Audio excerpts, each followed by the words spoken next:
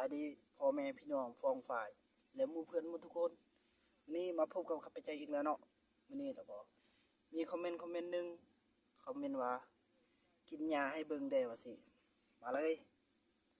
หญ้าสดๆเนี่ยอุ้ยคักเอ้ยพี่น้องมื้อนี้สิมากินหญ้าเนาะมักเผ็ดเนาะนี่มักเผ็ดเนาะใส่เครื่องปรุงก่อนหัวกระเทียมเนาะใส่เลยมื้อนี้เนี่ยมีน้ำซีอิ๊ว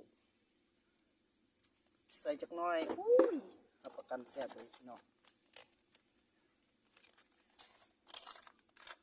อันนี้ก็จะเป็นเกลือเนาะ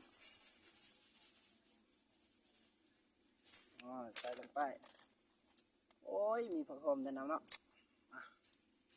ใส่เลยขาดบ่ได้เนาะมะเขือผงนี่เนาะตรงนี้ใหญ่มาเด้อเพื่อนมากินน้ำกันเด้อแซ่บ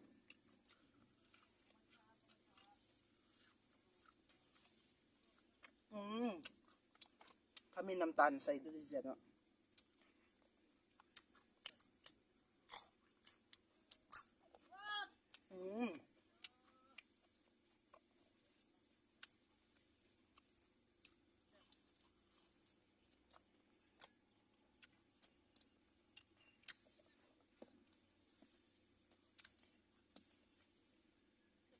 หญ้าสดๆงามๆเนาะ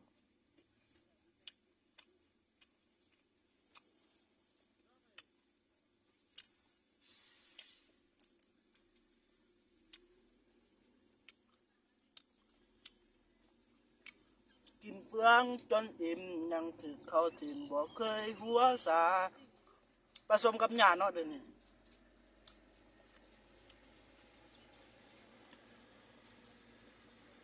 ย่ำหญ้าแข็งเลยพี่น้อง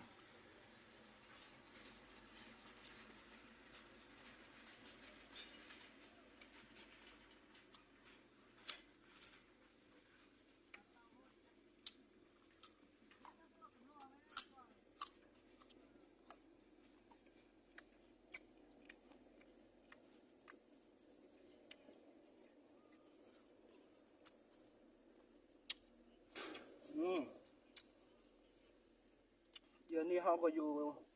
ดาวอังคารเนาะนี่มันเป็นยานอวกาศเนาะพอดีมาถ่ายคลิปอยู่ดาวอังคารเนาะยานดาวอังคารเลยคนธรรมดาไม่ได้กินเลยยาดาวอังคาร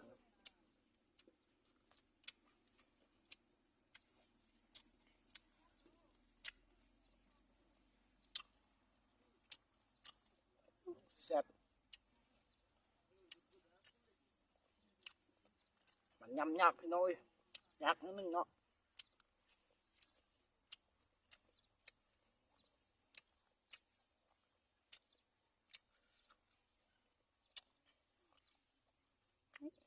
รสชาติเหนียว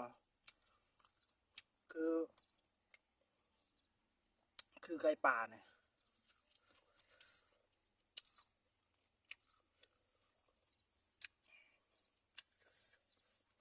ผักกับเนาะผักหอม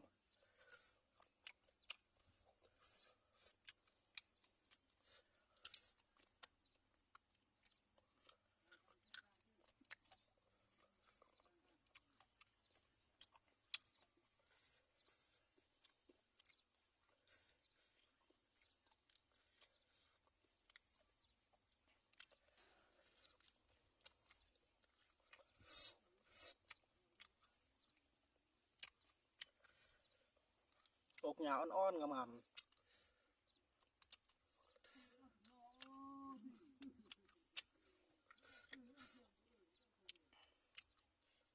เผ็ดเอ้ยพี่น้อย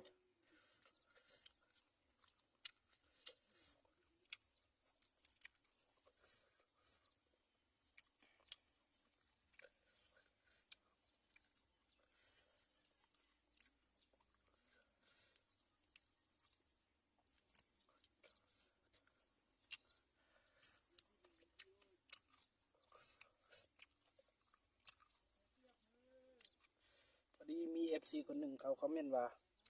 กินหญ้าให้เบิ่งเลยว่าซั่นก็เลยจะได้ตามคำขอเนาะแก่นั่นยำยากอันแก่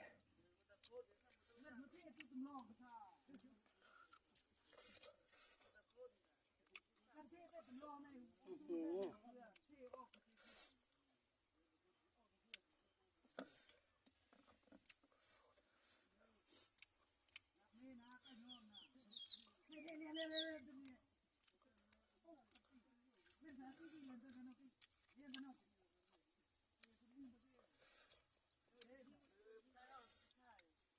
ไงเลย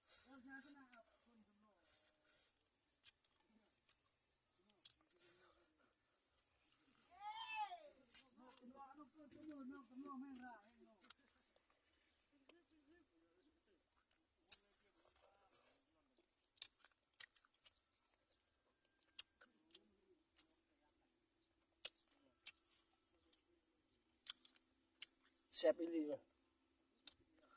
ไผ่ก็มักกินเนาะแซ่บนี่หญ้านี่ไผ่บ่กินก็ลองกินเด้อ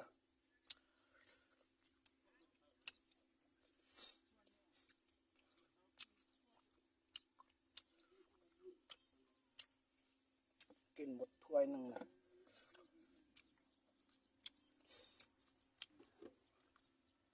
ใส่นี่แซ่บน้ำซีอิ๊วเนาะหรือว่าแม็กกี้ขับไปถูกใจสุด